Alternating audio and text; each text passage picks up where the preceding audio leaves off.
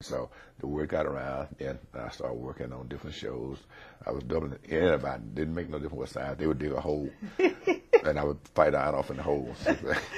And, so if someone was shorter than than me, I'm down off a hole, or stay squunched down and did that. On the bad back you sit down, you can't tell the difference anyway, so I did all of that. And then, fortunately, and I did that from 62, and then the good thing started happening in 65. I wonder what that was.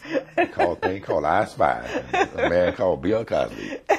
And how were you recruited for I Spy? I was working over on a show called Goldman Pie, and that was Sheldon Leonard's show. Sheldon came over one day and looked at me and said, he knew my name. He said, Calvin, do you do stunts?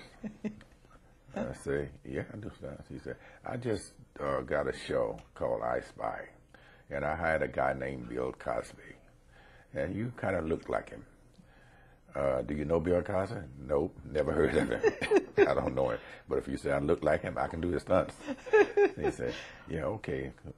Chuck, come here a minute. Chuck Myers was the AD on Goldman. He said, take Calvin's voucher because he no longer works at Extra. He's a stuntman now for I Spy. So pay him for the day, he's gone. Sheldon had enrolled me in judo school and karate school. It was paying me $100 for each school a day. I would go to karate school at 9:30. I would go to judo school probably at 6:30. And she paid me $100 for judo, $100 for karate. And plus, when the show started, I was still working. I was getting paid for the day.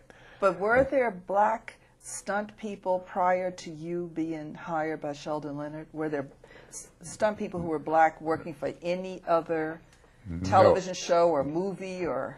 No, I was the only stunt guy. Started like in 1962. I really started off in the stunts. Prior to that, I started in the business in '58. Wasn't as an extra. That were not even actors being hired to put in a position where they needed a stuntman. But in '58, you were an extra. Extra. But in '62, when you were falling out of the tree, I became a stuntman. You became a stuntman at that time. But you didn't have to be trained for that. You just did it based on your experience in Louisiana. Correct. But Sheldon was the first one to say you need training. Yeah. Well, he not so much said I need training. He said that well, I Spy, the first locale was Japan, or to China. Hong Kong, I think. China. They were doing the kung fu stuff and martial arts type fights. He knew I didn't have that knowledge. But the other one, I explained to him that I can do the fights. I'm athletic. I can do the falls. But they had a gym in Santa Monica named Paul Staley's Gym where they actually trained stunt guys. I was the only black person in the class because you had to learn the camera angles, what hand you could throw a punch with, and which hand, where the camera's here and there. I went to that school for that. But the other athletic ability, I had that. But Sheldon, he took it and said, hey, you're going to be the stunt man for I Spy, so I want you to learn the basic stuff, judo and karate. Now, the karate class was very good. Now, I'm a mild, meek, humble person. But when they started teaching me that stuff, now all of a sudden, after I got good at it, I want to go to a club and want somebody to start a fight so I can show what I can do, you know. And I thought about that stuff. And I said, wait a minute, I'm going to go out there and fight somebody using karate. These people using guns now.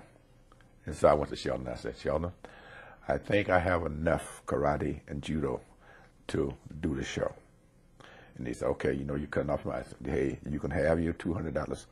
I don't need it. I said, because it was changing me as a person. Now, I wanted to do what you needed for the show, and that's it.